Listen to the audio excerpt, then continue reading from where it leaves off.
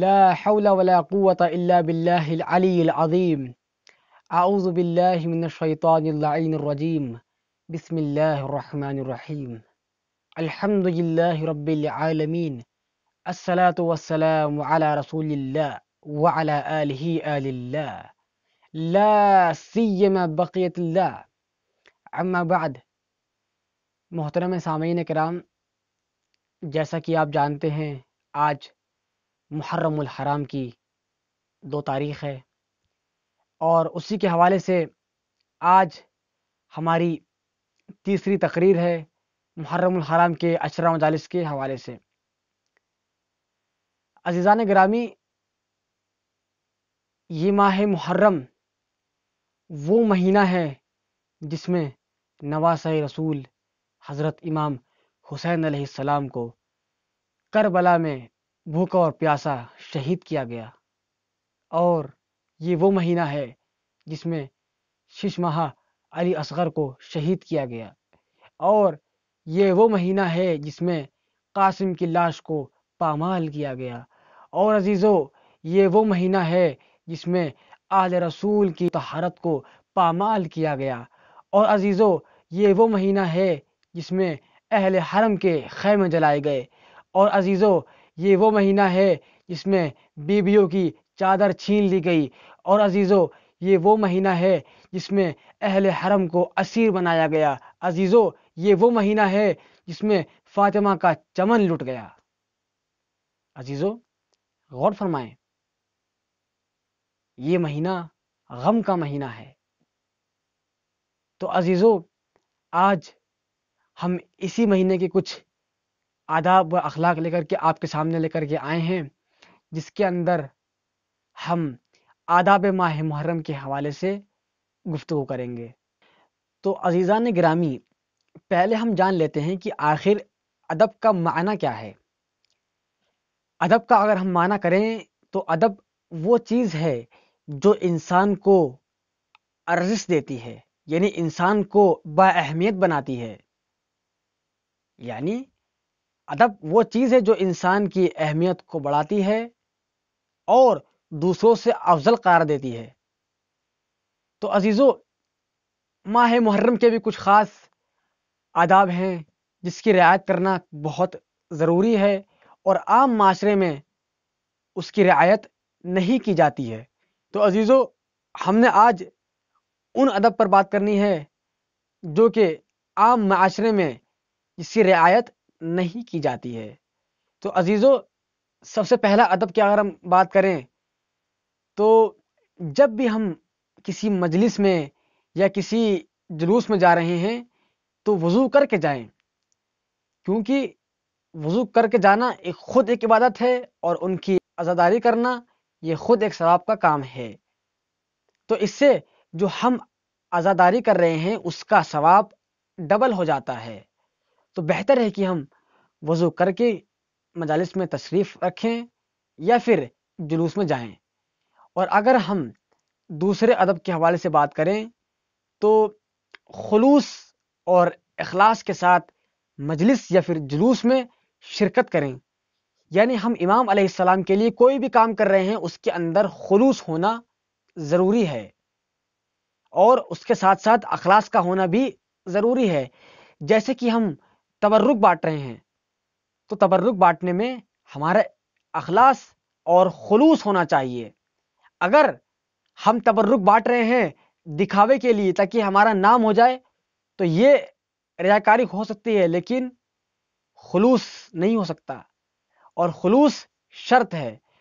خلوص کا ہونا بہت ضروری ہے۔ اگر ہم کوئی مجلس رکھوا رہے ہیں، کوئی مجلس کروا رہے ہیں، یا پھر ہم کوئی جلوس نکلوا رہے ہیں، یا پھر ہم تبرک بانٹ رہے ہیں، یا پھر ہم پانی کی سبیل لگا رہے ہیں، تو اس کے اندر خلوص کا ہونا بہت ضروری ہے۔ اگر خلوص نہیں ہے تو کچھ نہیں ہے، یعنی گویا ہم نے امام کی خدمت میں وہ کام انجام نہیں کیا۔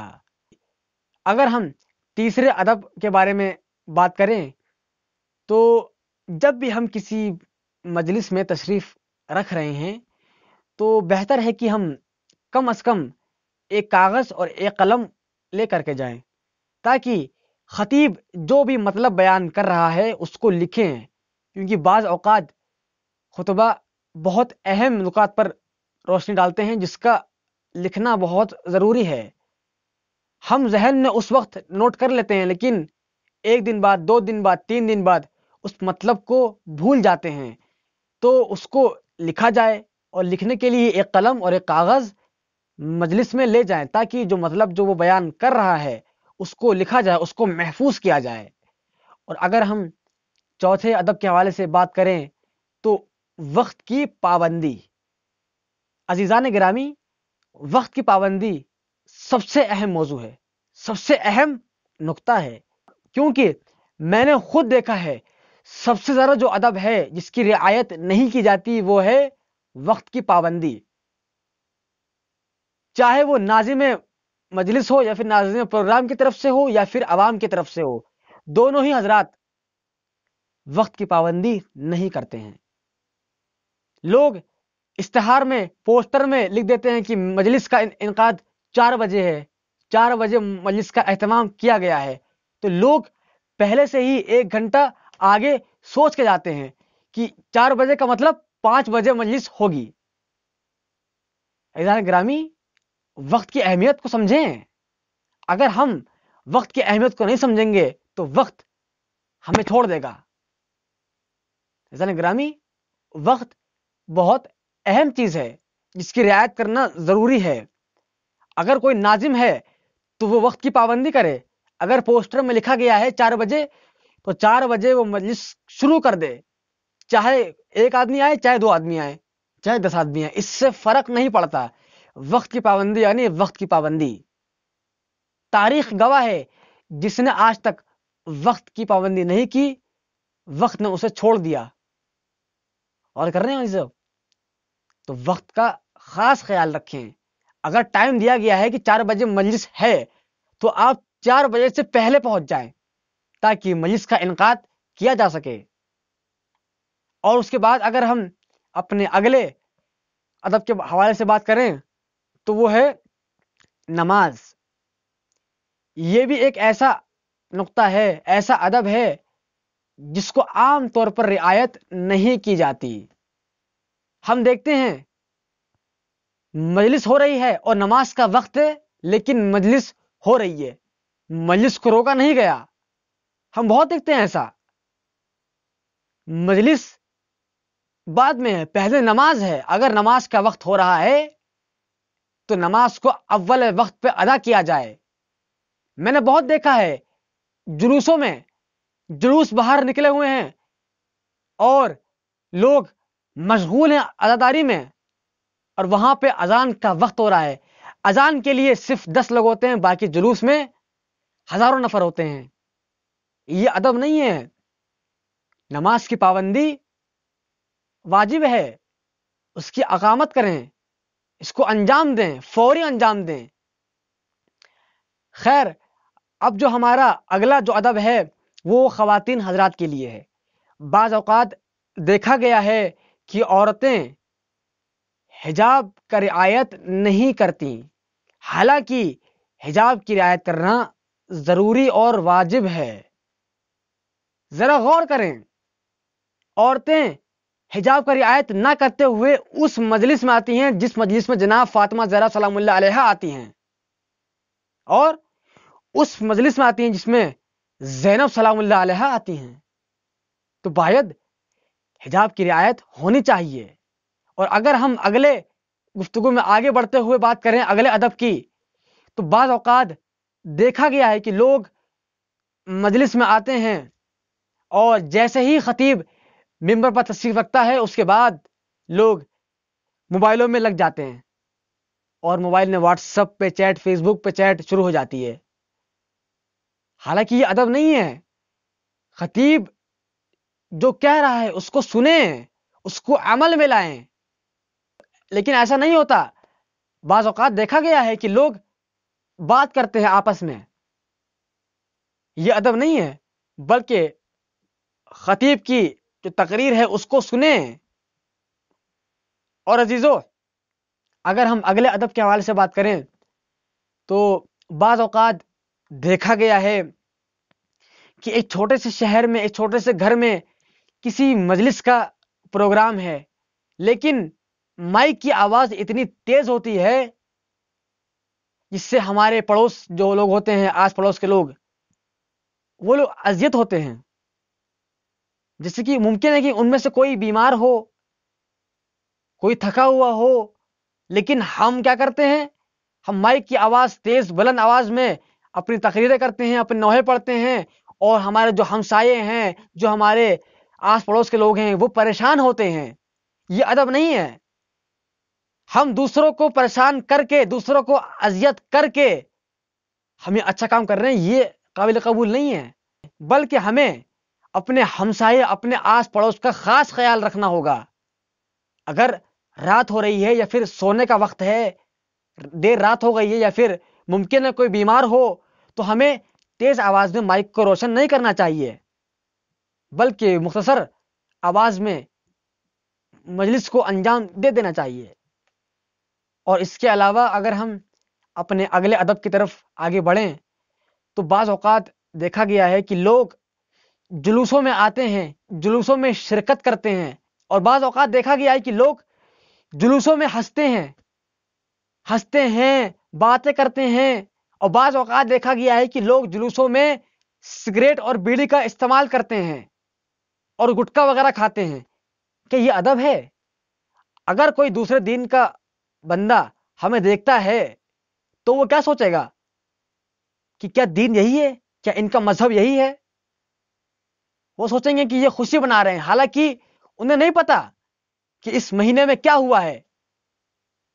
وہ صرف اور صرف ظاہر دیکھتے ہیں کہ ظاہر کیسا ہے. وہ دیکھتے ہیں کہ ظاہر یہ لوگ ہنس رہے ہیں، خوش ہیں. یہ کیا ہے؟ یہ ادب نہیں ہے، بلکہ جلوس میں اپنا وقار کو پیدا کر کے چلیں، بالکل بھی نہ ہنسیں. اور کر رہے ہیں عزیزو آپ؟ اور بعض اوقات دیکھا گیا ہے کہ لوگ سگریٹ وغیرہ بھی پی جایا کرتے ہیں یا پھر گٹکا وغیرہ کھا لیتے ہیں. جلوس وغیرہ میں خاص طور سے اس کا استعمال نہیں کرنا چاہیے، کیونکہ اس سے مذہب کی جو امیج ہے وہ خراب ہوتی ہے. اور اس کے بعد اگر ہم بات کریں تو بہتر ہے کہ محرم میں کالے لباس کا استعمال کیا جائے، کالے لباس کو پہنا جائے، کیونکہ یہ غم سید الشہداء کا مہینہ ہے، تو ہمیں کالے لباس کا استعمال کرنا چاہیے. اگر کالے لباس کسی کے پاس نہیں ہے تو کوئی مشکل نہیں ہے، لیکن اگر ہے تو کالے لباس کا استعمال کرنا چاہیے. اور اس کے علاوہ جو کہ بہت اہم ہے، جس کی رعایت کرنا بہت ضروری ہے، لوگ ماہ محرم میں ماتم کرتے ہیں، جلوس برپا کرتے ہیں، مجلسیں کرتے ہیں، نوحے پڑھتے ہیں، مرثیہ خوانی ہوتی ہے، سب کچھ ہوتا ہے، لیکن بعض اوقات ہم زیارات کو بھول جاتے ہیں. روایتوں میں بہت آیا ہے کہ ہم ماہ محرم میں ہر روز زیارت عاشورہ پڑھیں، زیارت وارثہ پڑھیں، زیارت امام حسین پڑھیں، زیارت سید الشہداء کربلا پڑھیں. یہ سب زیارتیں ہمارے پاس موجود ہیں، ان کو پڑھیں، ہر روز ان کو پڑھیں، ہر روز. ماتم، نوحہ، عزاداری، مجلس، مرثیہ کے ساتھ ساتھ ہم زیارت کو بھی اہمیت دیں، اس کو بھی پڑھیں. اور اس کے علاوہ بعض اوقات اعمال ماہ محرم ہوتے ہیں. ماہ محرم میں بہت سے اعمال ہیں جس کو عام آدمی نہیں جانتا، عام آدمی اس سے آگاہ نہیں ہے. 10 محرم کے مخصوص اعمال ہیں جس کو انجام دینا چاہیے، لیکن عام آدمی اس سے غافل ہے. اسے نہیں پتا کہ اعمال کیسے کرتے ہیں، اعمال آخر ہے بھی. اسے صرف اور صرف ماتم، عزاداری، نوحہ، مرثیہ یہ پتا ہے اسے، اور کچھ نہیں پتا اسے سیکھنا چاہیے اسے، اور یہ ایک ادب ہے. اور اس کے علاوہ ہم منظم رہیں ماہ محرم میں، ہم منظم رہیں بالخصوص ماہ محرم میں. بعض اوقات محرم میں تبرکات بڑھتے ہیں ہر مجلس کے بعد، اور لوگ تبرک کے لیے اس طرح سے ٹوٹ پڑتے ہیں جیسے کہ مجلس کی جزا یہی ہے. حالانکہ تبرک ملے یا نہ ملے، اصل جزا تو خدا آپ کو دے رہا ہے. غور کر رہے ہیں آپ؟ تبرک بے شک آپ کو مل جائے گا، اگر ختم بھی ہو گیا تو مشکل نہیں، کیونکہ بعض اوقات میں نے خود دیکھا ہے لوگ تبرک کے لیے ٹوٹ پڑتے ہیں، اور ممکن ہے کہ اس مجمع میں کوئی ضعیف آدمی ہو یا کوئی معلول آدمی ہو، تو ہمیں اس کا خیال رکھنا چاہیے، ہمیں دیکھنا چاہیے کہ تبرک بٹ رہا ہے تو آرام سے جائیں، صف میں جائیں، اگر ممکن نہیں تو آرام سے جائیں، بعد میں جائیں، تھوڑا رک کے جائیں۔ اگر تبرک ختم بھی ہو گیا تو مشکل نہیں، کیونکہ جزا خداوند عالم آپ کو دے رہا ہے، اصل جزا تو وہی ہے جو آپ کو خدا دے رہا ہے۔ اور اس کے علاوہ جس کو میں سب سے اہم سمجھتا ہوں وہ یہ ہے کہ ہم ماہ محرم میں کوئی بھی کام ایسا انجام نہ دیں جس سے ہمارے مذہب کی بدنامی ہو۔ ہم نے خود دیکھا ہے کہ ماہ محرم میں لوگ ایسے کام انجام دیتے ہیں جس سے لوگ شیعت سے بھاگتے ہیں، لوگ شیعت کو دیکھ کر کے وحشت ہوتے ہیں، ڈرتے ہیں۔ آپ زنجیر زنی کو دیکھ لیں، قما زنی کو دیکھ لیں، اب آپ ذرا آرام سے سوچ کر کے فکر کریں، آیا کوئی بے دین اگر زنجیر زنی یا پھر قما زنی کو دیکھے، آیا وہ شیعت کو قبول کرے گا؟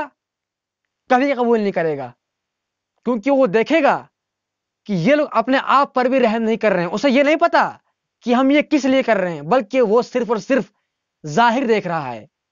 ظاہر وہ یہ دیکھ رہا ہے کہ شیعہ لوگ اپنے آپ کو کاٹ رہے ہیں، غور کر لیں آپ، تو وہ کبھی بھی شیعت کے قریب نہیں آئے گا بلکہ شیعت سے دور ہوتا جائے گا۔ ہم ایسا کام کیوں نہیں کرتے جس سے لوگ شیعت کے قریب آئیں، لوگوں میں جذب پیدا ہو کہ وہ شیعت کے قریب آئیں اور شیعہ ہوں؟ لیکن نہیں، بعض اوقات یہ کام کھلم کھلا روڈ پر ہوتا ہے جس سے لوگ دیکھ کر کے وحشت ہوتے ہیں اور اس کی ویڈیو بنا کر کے گوگل، فیس بک، واٹس ایپ پر ڈالتے ہیں۔ لوگ سوچتے ہیں کہ شیعت ایک وحشتناک قوم ہے، اس سے دور رہنا ہی بہتر ہے۔